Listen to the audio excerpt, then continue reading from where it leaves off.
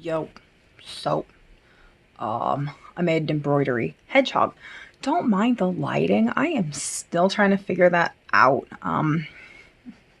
I'd like to continue blaming the fire for my bad lighting, but at this point, I have to blame myself for my bad lighting. Most of the stuff in the fire is fixed. Um, I mean, everything we're gonna fix is fixed. Whatever. Anyways, so hedgehog. Hedgehog. I made a hedgehog out of felt. I thought I just heard something. I mean, I totally just heard something, but not certain what. I think I got too close to the wall and I heard it again. I think I might be a little bit insane. Either I'm hearing something behind me or I'm insane. So it's 50-50 guess which one it is. I'm going to just guess both. Anyways, I'm making a hedgehog. So I got this kit a long while back and I've been slowly working on it piece by piece. There's like all these different, it's called, don't quote me on pronunciation, Bucilla Woodland creature. What's the word for a strand of things? Garland. It's a garland. I'm making a garland. So I'm making the garland each piece at a time, however you say that. Oh my goodness. This time's the hedgehog. How many times have I said that? I totally hear something over here next to me. I think I'm insane. I am insane. Is it a sound? It's every time I hit this flower. When I move, it makes a little noise. Okay, crisis averted. I thought it might be a bug flying around, but like, how could a bug even fit back there that makes that noise? Okay, anyways. So the kit has all the pieces you need already like stamped, so you can just cut them out. And it has the world's worst embroidery, the red, just for reference. So if you want to make a little hedgehog, you need kind of a wiggly squiggly back shape. I recommend folding your felt in half and cutting them both out at the same time so they're the same shape. And then you need 2 feet and 2 hands. The hands are slightly smaller than the feet, but it doesn't really matter. You can do all of them the same size. And then a little, different colored him's body insideness, that part. And then his belly color, whatever. I'm a good teacher. I can explain things so well, like totally well. Yes, welcome to class. You will learn all the things from my glorious words. Yes. So, and then he's holding a little flower. The flower is just a flower shape, and you embroider the yellow, and then you embroider it on after. So, okay, I'm getting ahead of myself. Start by appliquing the belly onto his body middle thingy, and then embroider his face however you want. It's all black, so I did it all black too. And they don't seem to be using French knots in this. They seem to just be using stitches. So I'm following their lead here. And I just did normal stitches. Like, don't even quote me on what stitches are called. Okay, people tried to teach me things when I was a kid, and I would do the thing, but I didn't seem to hold very much of the information. So, like, I could sew now still. I don't know what stitch I'm ever using. Also, my dad tried to teach me how to tie a tie, like, freaking so many times. Can I still? No. Did I ever manage to even a single time? No. Why is that such a difficult task?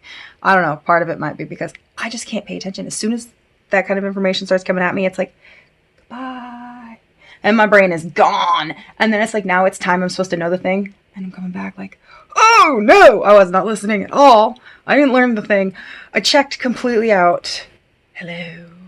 So that's kind of what I think I do when I, hello. So I'm explaining my dude so well. Okay, the instructions technically said to put a little bit of the polyfill in his belly, between his belly and his body. But I didn't think to until I was already done. And then I thought, it doesn't have you put any stuffing in between his back hair and his belly hair, which I thought was a little questionable because now he's just like this flat thing with tons of hair in the back. So user's choice, add polyfill wherever you want. I think if I was going to redo this, I would have put a little less polyfill in his back hair and a little bit of polyfill in his actual like body part. Whatever. It doesn't really matter. Anyways, and also it wants you to put a tiny bit of polyfill in the arms and legs, which is really hard. You have to use the tiniest bit and ball it up, and like the little ends try to come out while you're sewing it. So it's a little bit of a challenge to stuff the arms and legs. And then technically, it's got the little spots for the arms and legs a bit. you can just kind of put them on. However, I don't think I put my feet on the same way it put its feet on because I wanted the arms and the feet to all be holding the flower together. So that's what I did. I don't even seem to have stuffed the back yet. What am I even doing here? I am embroidering the little dude's body on. No, I'm doing the feet. Okay, so technically I wanted you to do the feet and all this after you put the back on, but why? Because then you're going to have potential for thread showing through the back of the dude. So I did all of the touches on his like feet and embroidering and appliquing and stuff before I did his back, so that when I do his back, all of that stuff's on the inside. I don't know why it didn't want us to do it like that, but that is how I am doing it for mosses. I'm going to talk to myself for a moment. Oh my God. I am Nile. What's the opposite of senile? I am lucid. Can you tell? I'm also intelligent. Can you tell? One time at work, I was doing documents and I could not remember the opposite of the word obsolete, active. So I was talking to my boss at some point, the engineer, and I could not think of the word. So I just told him, the opposite of obsolete, solete. And he just laughed so much. And then I remembered, active, but he liked the word solete. He thought that was hysterical. It painted a picture and he knew what I meant. The one that's still in use. Okay, words are so hard. Why are words so hard? I'll never figure that out. But yeah, communication. Yep, it's a challenge. It's a struggle. But here's my little hedgehog. I made the hedgehog. So, almost. And then I stuff his back, but I don't recommend using as much stuffing as I used because I feel like it looks kind of weird having just like all the back. But I mean, it's still cute being so puffy. It's just a little questionable. I'm also not all that familiar with animals, so I don't think I know what a hedgehog looks like. And I could technically have looked that up, but did I? No. Am I gonna? No. Is that why I don't know animals very well?